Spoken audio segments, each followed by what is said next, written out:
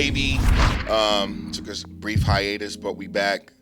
This edition of the inDmix podcast featuring the legendary Big Chad Chizzle in the building. Y'all out there watching the Game 7. It's so important that I'm bypassing that because we got to talk to this man if we talking about this whole Houston nightlife thing. Legend in the game. I'm so glad you made time to be out here, bro. Like, man, for real, for real. I'm just humbled that you let me come. Come on, man. The work precedes you. The impact you had, which we're going to go through and talk about. Okay. Man, come on. Like, this was a long time coming. I think everybody talk about you in every episode. So that's a testament to how important and critical you are to nightlife movement in Houston. Where you from originally? New Orleans, Louisiana. See, the whole time. Didn't even know that. That's crazy. That's dope. A boy from the boot. What brought you to Houston? Well, my mom moved to Houston in '88, and actually we were gonna go to Missouri City, but my mom went and got her hair done at Miss Tina's shop, and she said we're going to the north side. So I didn't know the difference. So grew up on the north side in the Greenspoint area, and I was always on the south side. So as soon as I could drive and get access to a car, everybody would say the north side cats would be like, man, all the fine girls on the south side. So that's where I was. And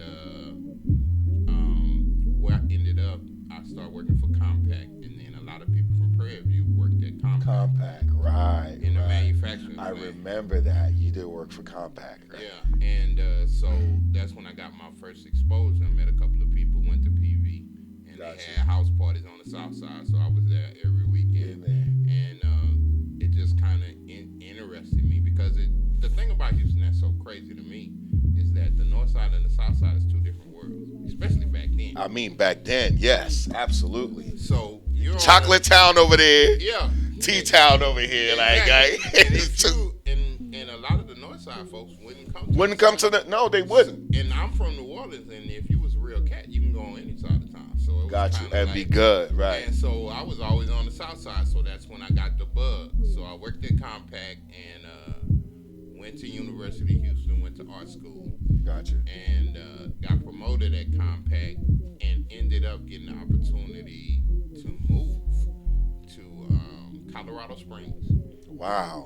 And what happened is my son, I found out I was having a son. Devin. And I'll tell you why I know that. I will never forget that. And so, I had to stay because my father wasn't in my life, so I had to make sure that you were. Got you. In his life. And so what happened was I got a job that I worked for PDQ.net. I don't know if you remember that. Nah, I don't. Big yellow billboards, Rudy Tom Jonovich on them. ISP. I worked for them for a while.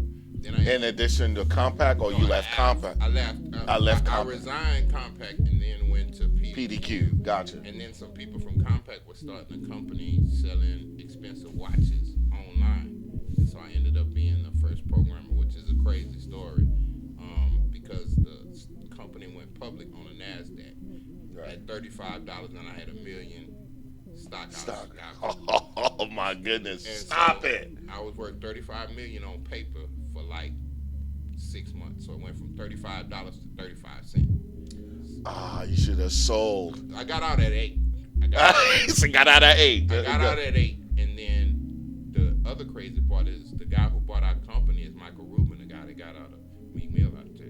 So wow, I had another opportunity to go to Philly to work for Michael Rubin, but I stayed because of my son. Son again, right? Because he has autism. I got you. And so you particularly had to be there, not just from. So I made that sacrifice, and all things considered, I'd probably do it again. No, I know I would. No. I mean, the money value. I don't know what you'd have done walking directly with Ruben. You know what I mean? What got you into promotions? Well, I explained. During that time as a professional, I was just like you back in the day. I used to love to party. Right. So my spot every Friday, and this is gonna tell my age, was Max's on Augusta. Max is on Augusta first. Right. I saw it at the tail end. Right. I was not even 21 yet when I was sneaking into this club. Shout out to Ed Meeshaw and Dale Desso. Dale Desso. I wouldn't be here without them. Say that again. I would not be here without Ed Mishaw and Dale Desso Why? How they? watching them put 1,000 people in a club 3 nights a week for 2 straight years. Wow. Shout out to Dale Desso, man. So what got me into promotion is math. I was sitting there drunk, and I realized people paying $10 to get here. It's about 800 people in here. That's Right. 8,000 a week. Right. You did the math. The math got you in there. That's 400 grand. Right. So when I decided to stay in Houston, I came up with this harebrained scheme that I was going to do a website. It was going to be the Black Yahoo at the time. Right at the time. So see, he combined street sense with his genius. You know what I mean? That nerd in him. That was another one that Right. got away. So what happened was I started the website, and I had some money, but I didn't want to spend it all trying to promote it. Right? And Gotcha. back then, and we touched on this, off the air, was a lot of the marketing in the city was driven by radio. Right? Radio, And correct. This was in the late '90s, where Right. the internet was coming and becoming a big thing. Not even big as it is now. It was just a new. You knew you had to catch that wave. Because I had a BlackBerry without the phone in. Right. And getting the emails on the phone. So that's what allowed me to have the idea to say, oh, okay, I can't afford radio, so I'm going to get people on email. Right. So the next part of that is the people that I wanted was professionals. So Right. I said, You wanted the 9 to 5ers. Give me your work email. And I'm not really no genius. I just used to see people with the sign-up list. The sign up list. I used to collect What's emails. his name that does the karaoke? The Prince thing? Which one? He does the Prince impression. Well, he was doing Prince impressions. Yeah. Right. I know you talking about. Can't think of the name. But he was doing that, and they were signing people up. That was the stick. The owner of Max's, Rick McDowell, that was his stick, is to get people to sign up for emails. I used to do that. Though. Right. And I used to go events. And so the game was email you about hosting a party or whatever, and bring 10 of your friends, and Are y'all listening? Are y'all listening right now? Because this is what we used to do. Right. We used to actually physically get emails. Like we used to go to people and write down emails outside the club when they were leaving or outside happy hours. Right. Go ahead. And then we would use those emails to contact them and invite people to events. Right. Yeah. And when you got an event in your email back then, that was like, okay, I'm not doing the radio events. This is more exclusive. Right. You felt like you were going to something totally different. And so what happened was I started, and I was just this first spot. Was the first spot? It was Max's. Max's, Augusta. So you were doing happy hour, or they gave you a night? No, I was doing happy hour. Wasn't getting no money. This was just me. Just doing it. I got in by trying to promote the Urban Thing website. Got you. Which was the website you were trying to create and promote. Right. But the plan was to get the night, but they wouldn't give it to me because they were like, you ain't no promoter. Nah, got you. So I had to quit, and then they had to see the value, and then I came back. I got you. So when you stopped helping them, the people stopped coming. Then the owners of the club were like, "Oh, that guy got juice. He was bringing people to the club." Because I had the flyers, and I put a quarter. I taped the quarter to the flyer. I remember that. A quarter Hennessy, and so that's how I got the drink special thing. Because that's when I understood that. Don't fly past that because that's crucial. Chad will make the website. Chad will collect the emails. Chad will make his flyers. I don't think y'all are listening. Like, he did everything. You know what I mean? Came up with the concept for 25-cent Hennessy. Put the quarters on the flyer and passed those out. Right. That was genius back. It would work today. Yeah. You know what I mean? But nobody would sell at that price, but still. And so what happened was that when I went back, I said this was during the time when Max's was battling Simpers. It was like Coke and Pepsi every week. Every time. Right? Every time. Right. So shout out to Reg and said they were over at Simpers, and I saw something that they did that I think it was $2 drinks or something. Right. And they packed it out. Right. So I was like, they own something. So then the irony of this is gonna blow your mind. I used to go to Carrington's. Right. And Carrington's back then had dollar everything. Every drink was $1. That wasn't a special. It was for real. On a Thursday. Right. Every drink was $1. Right. So I was like, what if I took brought that concept to on the Max's? Westheimer Strip. And that's what happened. Because that's the difference. Back then, we didn't have downtown yet. We didn't have Midtown. Right. You were either on the north side, you were on Westheimer, or you were right here in the hood. Right. Pretty much. Right. So I went to the owner. Shout out to John Hashmoney. Mr. Hashmoney said, you can have the night, but tell me what you're going to do. I'm like, nah, I'm not going to tell you what I'm going to do until you give me the night. Right. So he said, go ask Dale Desso. So I went and asked Dale. Dale didn't have Friday nights, or what you doing? He did have Friday and Saturday. Saturday, right. But Friday had fell died out. So he was focused on Saturday. Gotcha. So I went to him. I said, Dale, can I have Friday night? So he said, man, take it. Right, because he probably didn't believe in you. There's no way. He didn't say take it because he was like, help me out. He was like, this young cat ain't going to do nothing. Right. He ain't going to do nothing. So what I did was, one of the girls that I was dating at the time, there was a call center, ChaseCom.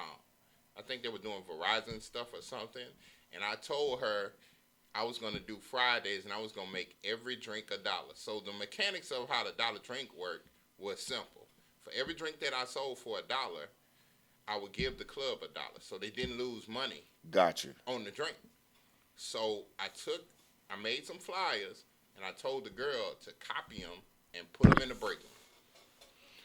That's advertising in the break rooms. In the break rooms, killed it. First night, 850 people, and after that, it was over. It was a wrap. How did Maxie's on Augusta close down and the Maxie's? Well, it was pretty simple. It was the same owner that moved it? No. It was Rick McDowell who owned the club Max's. And then John Hashmoney owned Club Phoenix. Phoenix, right. Well, that property got bought. If you remember, there was a movie theater on the corner of Westheimer in that same strip with Houston. Right. That got tore down to make room for those apartments that are there now. That are there now. Because I rode back there the other day, and I rode back there the other day, and I'm like, Max's on Augusta used to be here, and there's nothing here anymore. Right. Gotcha. Right. So what happens is that John Hashmoney and Rick McDowell come together. Combine. And bring the Max's name over to Phoenix. To Phoenix. Because Phoenix got killed by Semper's. Right.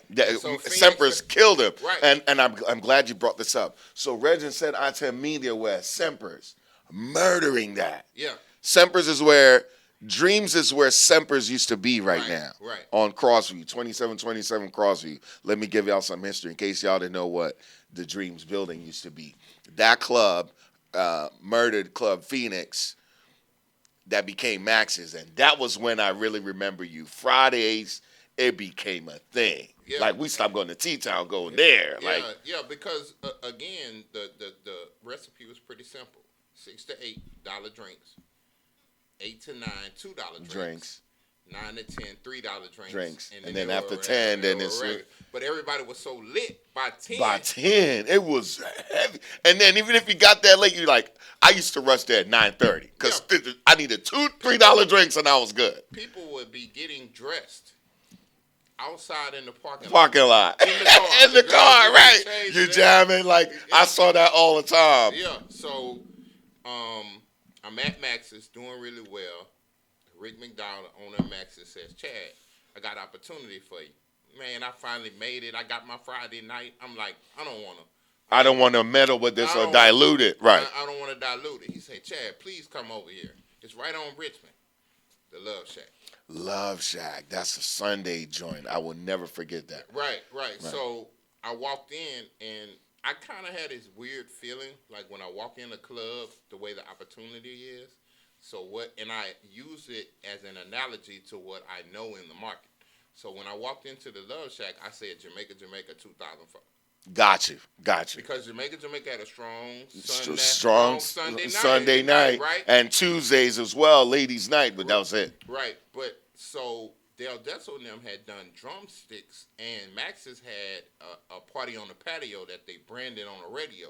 So my whole mentality was, what if I blended that with the Jamaica just off the chain, and that's what it became. Love Shack became, right. Man, and you killed that.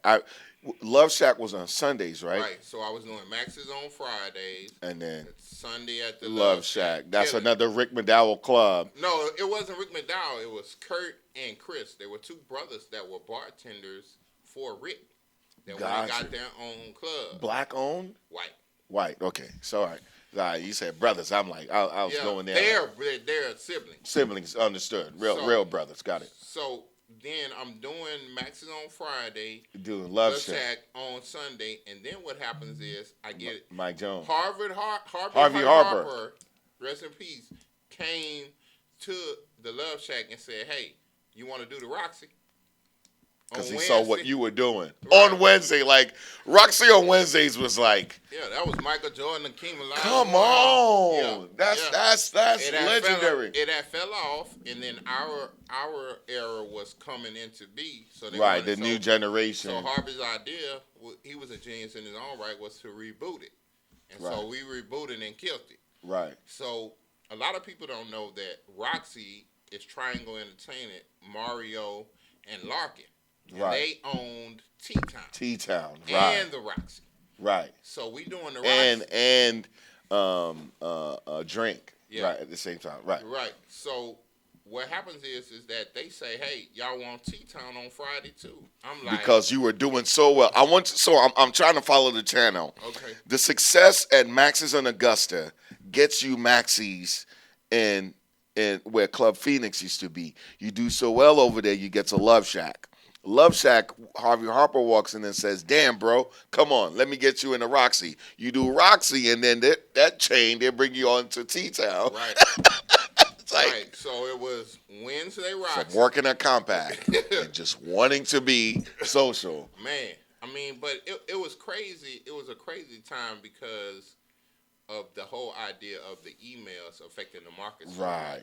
Because I used the website as a proxy to build the following to the point where any club I said went, I tried to keep the same atmosphere. Right. So those following the people, it was just, and you see the same thing today. Right. You know, same DJ. Same DJ, same set of promoters have a certain style, and their people that they're grooming, their culture that they've created follows them to whatever. Right.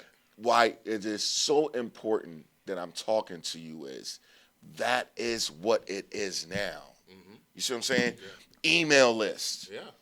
From like it was David Anderson, Reg and Said who did email advertising. Right. You know what I mean? But you created your email. Yeah, you the software and everything. Just created from scratch. I don't think y'all understand. It's the norm now. But this was Constant Contact was like $1,000 or something ridiculous back then. Yeah. And he created his own. And I'm not even going to go into he was the first person that I saw a video invite on my phone. So that was the genius of Big Chats, combining technology with advertising, with nightlife advertising. I mean, we all had to pass flyers to whatever event that you were doing, but this is what you were doing 20 years ago, bro. Yeah, but I mean, don't be so humble. What you did was you took that core competency to a whole nother level, because what you did is I just wanted people to know where to go. Yeah, that's it. And I give you a centralized spot. And I don't think you really understand, because I used to spend a lot of time looking at other cities. Right. And you had Ron and those guys doing Dallas Peeps. Right. And then in D.C. and Miami, they were nowhere near as mature as we kind of define to this day. Till today, I think our nightlife is the most robust compared to other cities. Right. I agree. I agree that. Because I agree. Even in that era, everybody in the city in our age bracket knew where to go. Right. It wasn't a question. You can't say you didn't know where to go. Right. And so it got to the point where everybody had to be on inDmix or nobody wasn't coming. I do remember that. That happened for a while. But the birth of social media and Facebooks and Instagram changed that a little bit. I mean, it's relevant a little bit, but it's the standard. The only thing I would say different now is that the youngsters cultivate their own following. They groom their culture, and that's what I call it. But it still doesn't have the guardrails of knowing where to go. Right. They know where to go from there. For their people. Right. Everybody has their people that will naturally follow them. But the clueless person who decides to go out on any given night, who's not necessarily a part of any following, still needs that guideline. Right. So this is what you do. Nah, this stuff is so crazy. What was your most profitable venture? I would say out of all of them, because we touched on the first several, I took time off and then I came back. From when? You took time off when? Between After T-Town? After, like, I think I did the Mike Jones thing, and then I kind of fell off for a couple of years. 8 Mile. No, you cannot breeze past that. How does that 8 Mile occur? Because it was you, Lil Keith. Lil Keith touched on that. So basically, what happened is that the Max's building and 8 Mile were owned by the same person, John Hash Money. Gotcha. When he decided Max's Westheimer and Augusta closed down, then he sold 8 Mile to Chris and Curtis, who had the Love Shack. And so they moved over there and called it Bikini Beach. It didn't hit. Right. Because in the white market, 18 and up, and people might find this hard to believe, it's more rough and the black 18 and up. Right. So Chris and Curtis had a hard time controlling that crowd and had to go to a situation. And the only way I got involved was just me having my wits. Basically, Lil Keith and them had the deal, and Chris and Curtis was like on the fence about it. Right. So I said, "Hey, well, let me get in on it." And then and that's what that made them calm about it. Like with Big Tab, we know what it's gonna bring, and Lil Keith, it could only be additional. Right. So Mike Jones and that's that 8 Mile.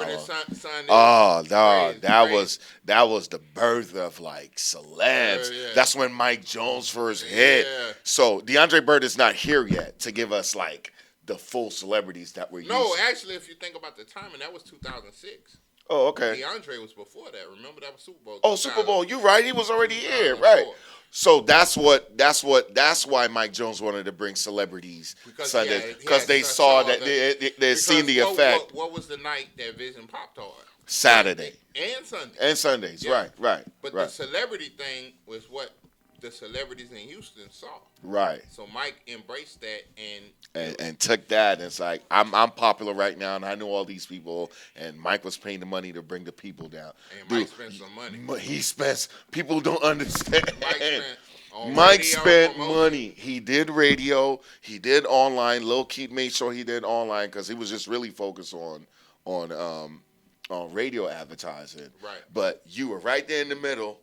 Because that's the thing I did with the text messaging, where you could call a number, IVR system, and get a text message and skip the line and get it free. But you were collecting data at the same time. Same thing with the email hustle. I was collecting the phone numbers that I could turn around and sell blasts to other clubs or use it for the Club Ice Age stuff.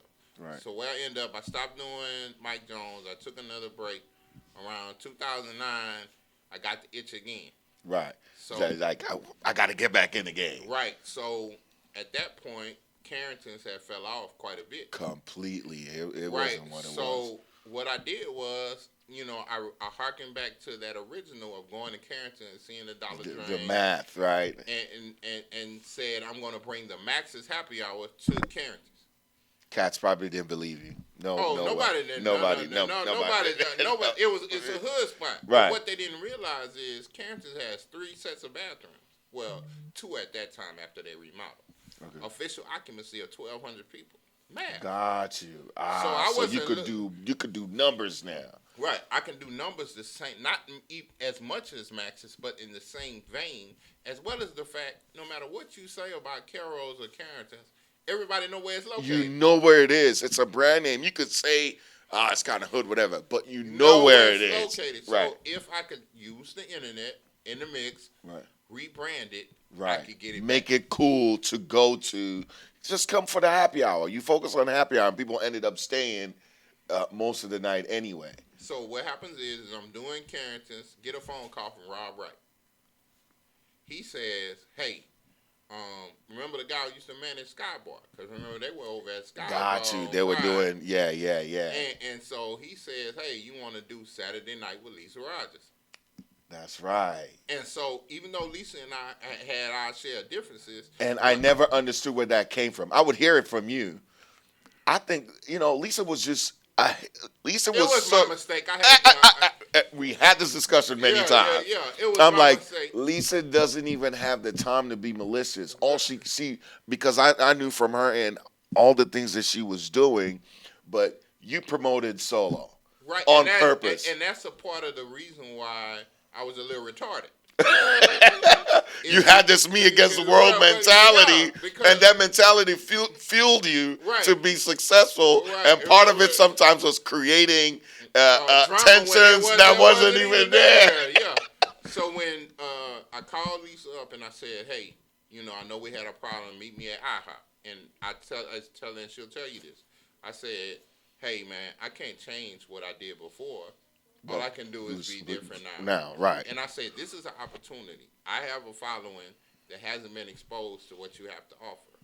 There is a vacuum in the market for live music. We talked about the same thing you just touched on. The Simpers, the Phoenix, grown folks dressing up. Right. That was the horn on Saturday. The horn on Saturdays. That was so major. The horn was the old Cabos where Spurgeon used to promote. Spurgeon was the first person I started taking pictures. That's a whole other thing I want to talk about later, but they revamped Cabo in Richmond, which is Diablo Loco now. Yeah. And it became the horn, and that ran for a minute. Yeah. So to answer your question, I would say the horn probably was. Wow, of all that stuff, working with Lisa Rogers, actually splitting the door, and your cut was still more successful than any other thing you did. Yeah. Wow, Yeah. interesting. Volume, man. Volume, and I have to point out the differences with promoters. You push nothing's wrong with doing dollar drinks. You did volume and numbers. Lisa and Steve, they hit them. They wanted the high quality individuals who didn't mind spending, and that was the taste of what that market was like. So that's dope to think about. What about the ventures you regret or that you weren't a real fan? Let me just finish on that one. Okay. The horn led to me going to Scott Gertner and say where Prospect Park is and say, let me do Sunday at Scott's. I totally forgot about that. So I started doing Sunday at Scott's. Solo. Blew it out the water. Right. Then he said, you want to do Wednesday at the Sky Bar. So at that point, I was doing Friday at Carrington's, Saturday at the Horn, Sunday at Scott's, and Wednesday at Sky Bar. That was your most profitable time. Oh, yeah. He said, oh, yeah, I killed it then. Oh, yeah. But, again, you were doing this with others, but I think that was the real introduction of Big Chad to everybody. Mm-hmm. You know what I mean? When I say everybody, to the core nightlife goers in Houston. Right. You know, I know you got to miss that. You were the king, man. Yeah. You know what I mean? It was just, but I'm happier now. Than I was then, and I'll tell you why. Had to the be hot stressing. guys, Junior, Bird, Goodfellas, all those kind of people, man, that's a lot of stress. You got to get them boys props for just being maintaining and managing all that stuff. We had stress, and they didn't have social media, right? Right. So now, just imagine those cats have to be on guard at all times. Right. Because somebody could take a picture of them. Put it out there to put some outlandish. Yeah, so, I'm happy now. The money was great. The ghetto fame, great. Right. The pressure, the stress. Right. It'll take years off your life. Right. And you had some health issues, right? And that's recently I got diagnosed with kidney failure. Wow. And that was a realization that I just had to change my life totally. Lifestyle, everything. Not just health-wise, just go back and apologize to people that, I was wrong because I was out of control, man. Man, I saw how you were. We used to have conversations. I used to be like, Chad, no. How can you, something would happen and you take it a certain way. I'm like, I didn't see that. That's not what I saw. And we'll have the conversation sometimes and you would tell me, this is why you're good at what you do because you know how to manage and massage all these things. You're a consummate politician and I was just a knucklehead. Right. But thank God for, growth, maturity and understanding. So now I just watch. When the younger cats ask me questions, I give it to them, but I don't try to impede on them because, they got to maybe bump their head a couple of times. Right. Yeah, you got to learn sometimes the hard way. It is kind of funny when you get the phone calls about this promoter and that promoter don't like each other, and then I harken back back to the I feel like it's probably the same. And a few of them I had to tell, like, man, you making too much money, it ain't worth it. Right. You know, and again, because of everybody's under a microscope with social media. Now, right. It's important. Like, if I can tell the younger promoters anything, it would be that the only thing you have in this game is your brand. Right. That's a personal brand. So that means that people mess with you or follow you because you represent something. Right. Protect that at all costs. All costs. Don't let some beef with somebody make you get out of character that that. Because, and I'm human. Recently I did it, but I had to catch myself because at the end of the day, what you got to understand is you will be judged not on how hot your club was, how long you stayed relevant in the game. Right. And that's why I'm here giving you your props. I'm glad we went down the chronology of like all the spots. I mean, and then you did Carol's Fridays. I think the most legendary thing you did was when you did Mondays. Yeah, and what I did was you got to understand that even not being from Houston was probably a great asset because it made me appreciate the culture more. I think people who are born and raised probably take for granted to some degree. I had all the screw tapes, the SUC music, and when I got Carrington's popping, I could not because Carrington's some of the legends whose music was in Carrington's every week chilling anyway. Had never performed there. Wow. So that's when I got the concept of shout out to Kiki. I said, hey, we gotta bring Kiki. We gotta bring all the legends through. And the double-edged sword and benefit to the clientele was they had never seen those. Seen them, right? That's what was crazy. I'm like, in my head, you'd have thought, that had Big Pokey had to have performed at some point. No, never. Big Chad brought every Houston legend through Carol's on Monday. Every single one of them performed. ESG, Lil Kiki, Slim Thug, J-Dog. Oh, the J-Dog one was crazy. I mean, you go down the line. I don't think I put my money on it. Nobody's ever done that in any club in Houston where you brought everybody to perform like that. You know what I mean? It was on a Monday. It was crazy. It was important for the culture. Right. And that's when I think Carol's on Mondays is still feeding off that whole vibe till today. You know what I mean? I would say so. But it's important that we pay homage, whether it be the promoters, whether it be the music. Right. The reason that people are able to feed their families today is because of the work all these other people put in for like years before. I mean, the thing that makes me so happy is to see a lot of these cats moving into ownership. We used to like move, dip up out of there. Yeah.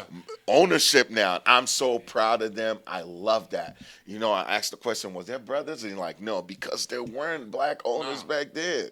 At all. And wasn't trying to let not even trying. You work here, you promote, you get your little money and you did. Right. DeAndre Bird comes. Ambar, y'all doing good. Are you paying the lease on the building at least? You don't have to own the building, but own all that stuff. Get the bar money. And because a lot of individuals are in ownership positions, they can shape the market. Right. There were some owners though, like Red Cat with Sam. There was some. Let's not say there weren't any, but not as many as there are today, obviously. So I just want to catch myself on that. What else are you seeing with the climate of the industry today that you like or don't like? I mean, I wouldn't say I don't like it. I think it's funny. Our era was more miscellaneous drinks. Everybody was buying each other drinks. Right. And now it's who got the most bottles. And we was like, if you was walking around with a bottle in the club back then. Yeah, that was crazy. That was weird. You put me on the hood rich, you got the carafe with the joint, and you just sip on that the whole time. Shout out to Steve and Lisa, but that was just a practical thing. Right. Because I wanted to have your drink and not go to the bar multiple times. Right. I learned this from Big Chad. I didn't even used to drink that much. Big Chad would show up at 10, get the carafe where you have your Sprite and your Coke. He will put his whole drink in there, nice ice size, and he's good for the night. When that ran out, he left. Yeah, I'm out of there. And I would copy the same thing. I did the double straws. I put two straws together. We had the Texans over there drinking the same thing. Everybody was drinking. Everybody, Vince Carter would be by the bar in the carafe. Like, Cass didn't really buy. Big Bang Hank was the only one who bought bottles. Yeah. And, that was just a Big Bang Hank thing. Yeah. And then he put his cranberry in the bottle. Yeah. So it was crazy, but it's funny how to see how the generations change. Now it's like I want all the bottle coming out at 1:15 with the lights out. I get it. Yeah, it's just what and they then do. The other thing is just there was a clear line of delineation between the grown folks club and the young folks club. Now you can see a chick and she's 23 and she look 33. True. Back then, grown folks, you just knew, without question, like this was gonna happen. I think I'm not a older cat that looks at it and has a problem with it. I just think that it's just different. I had those conversations where I say to other older folks like we was doing the same thing. They think they doing something new because we was crunk and going out every live, week right, live, but. You just have to go through that, right? You know what I mean? I had this analogy. Every weekend, somebody turns 21. Every day, somebody turns 21. So and they're going out. They're going out. That's new influx every time. So you either got to stay young, which is impossible, or you have to grow. So it's just like the older people that party, they get older, they start going to the grown folk spots, and they eventually stop going out. Period, right? And that's where I find myself, and like we got to cater to, because they're not gonna come out every now and then. Like the people like with wives that say, "Come on out." That's why the importance of TY, the Few Good Men, they've embraced that, and they are killing it, bro. Because every grown folk isn't going to go out every weekend, but every now and then there's a reason to celebrate, and that's small. And those people remember how it used to be, and they want, at the very minimum, to have that same experience. Don't disappoint me. Don't make me come out and I'm not having fun. Right.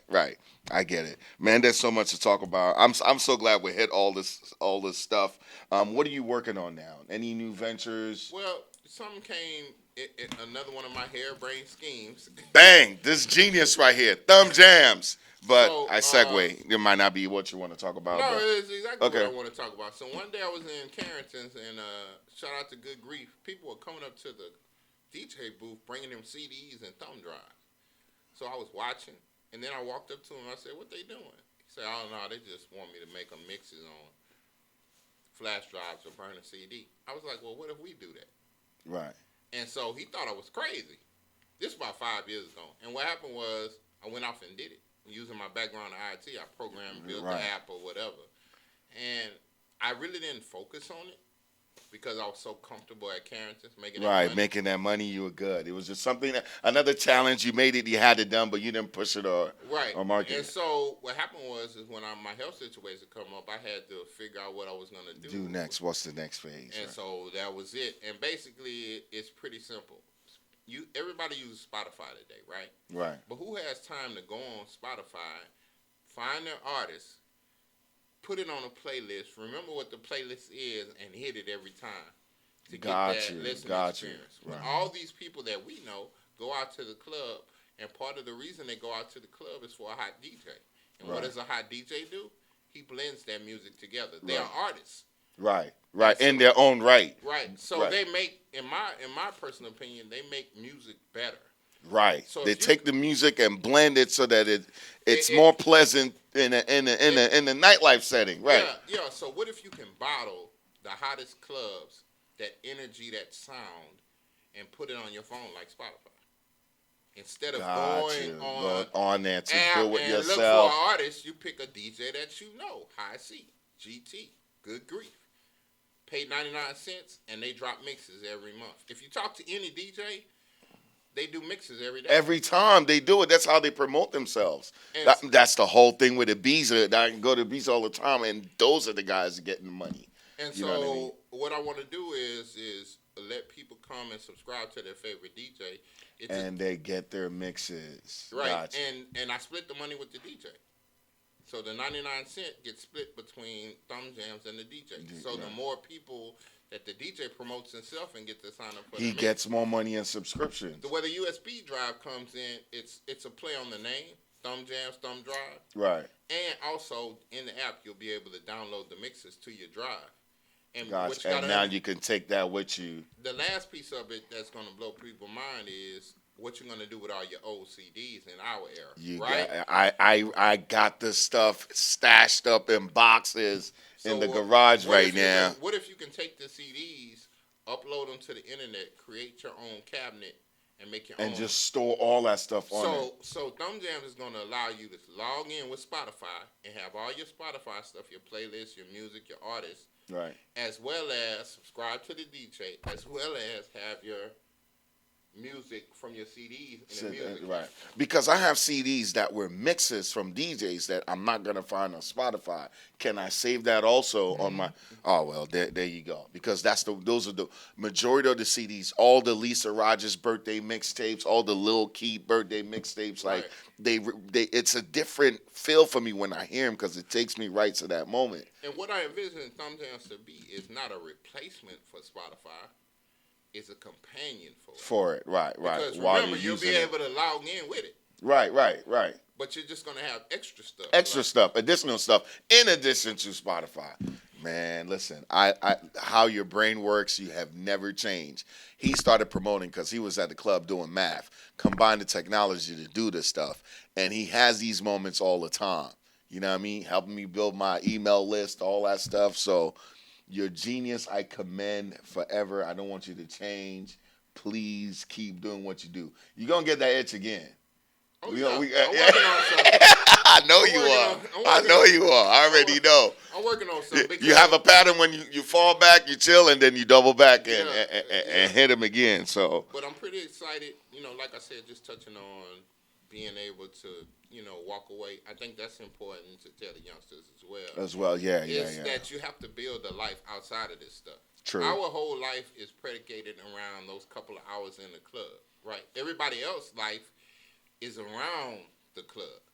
Meaning like they have a life outside the club, right? They come in and they go out, right, for a little bit, but we're curating the stuff for them to. So family, relationships, do not, not pay attention to those to that, things, right? All because you're like, trying to find you a good spot, build your name, save your money. The one thing you don't want to do is not have anything to show for after all the time and effort that you've put in. Right. OG, goddamn Chad Chizzle. Gave him that name, by the way. He was Big Chad, but Big Chad Chizzle, I coined that. Yes, and sir. You can find him on IG as Big Chad Chizzle. Man, I appreciate you coming. When you get the new venture going, we're going to bring you back on here to talk about it. Yes, sir. You know what I mean? This week I want to talk about feature events. Tonight is Summer Walker. That's the biggest thing that I want to talk about. But by the time this podcast come out, it'll be Wednesday night. But my boy Tony Lucci's birthday, one of the owners of H2O Sports Bar, celebrating at H2O tonight. Tomorrow, Halloween. Crazy. Parties everywhere. But my top 6 picks are Fear at Henke. That'll be the grown folks. Halloween party. The Purge at Therapy Thursdays. That's already a thing. So that's just going to be amped up to a whole nother level. Seaside on Thursdays. Big Halloween party. Shouts out to Mario and Louise. Midas. Shouts out to Tay Mitch, Miko's. Teamed up with Chef Bowie of Taste Bar and Kitchen, and they're doing the greatest Halloween party ever at Ghost Bar downtown. They did a Halloween party last year that was off the chain. So if they keep that same energy, that should be a pretty crazy party. Wayne Cole and crew got a Halloween party at iClub. The address has a big Halloween party. Shouts out to Sterling. And Clay has a players ball. That's actually 7 parties, but whatever. Tomorrow night. Also tomorrow night is the premiere of a club called The Domain. The roof looks like the inside of a Wraith and all this stuff. Like this Nigerian cat put some money in this club. Go holler at that boy. He's on Westheimer, 8,000 block of Westheimer. That might bring some nostalgia to you. Tell him what you can do or what you used to do. Hey, man, that may be something to look at. But I'm definitely going to go by to check out that club.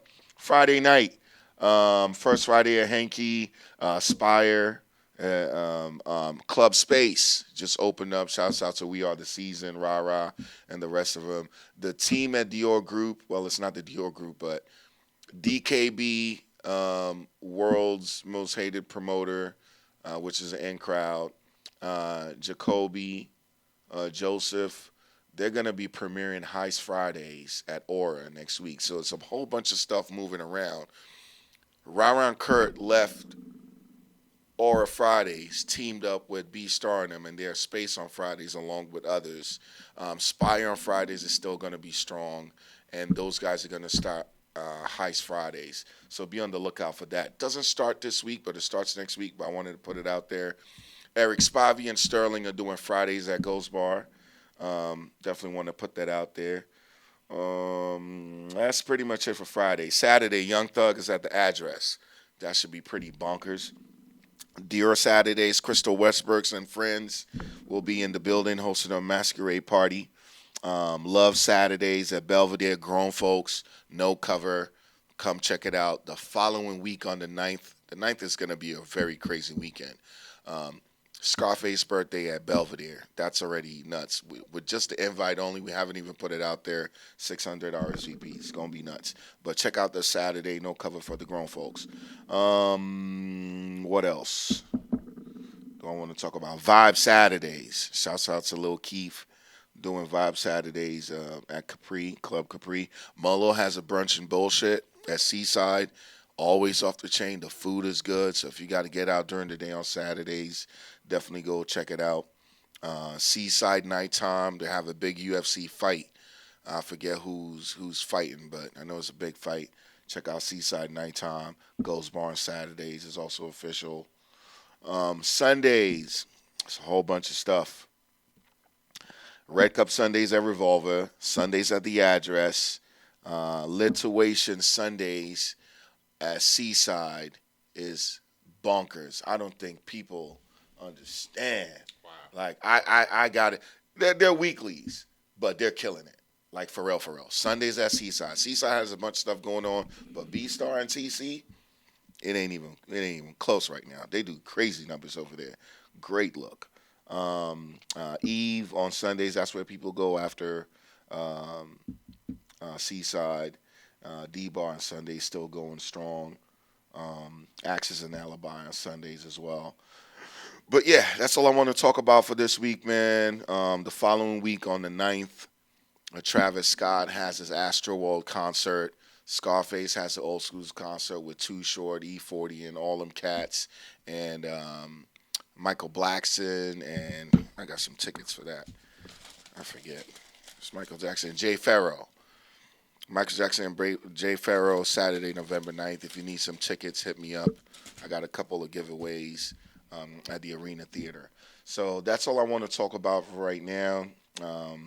Any questions, hit me on the gram. Once again, shouts out to Big Chat Chizzle making time to come bless the inDmix podcast. Keep doing your thing, bruh. Man, You know what I mean? Hey, I ain't going to stop. I love this stuff, man. I mean, just got to put the word out there, let people know what's going on, what I it can takes. see this podcast on Spotify. Hey, it's on there. We're on iTunes right now, so all of this goes on iTunes. I know you're a Spotify guy. I just used to what I'm used to. I'm gonna get on that though. Got to create an account tomorrow. Shouts out to the media block. Q was goody. He right there. The Guytons.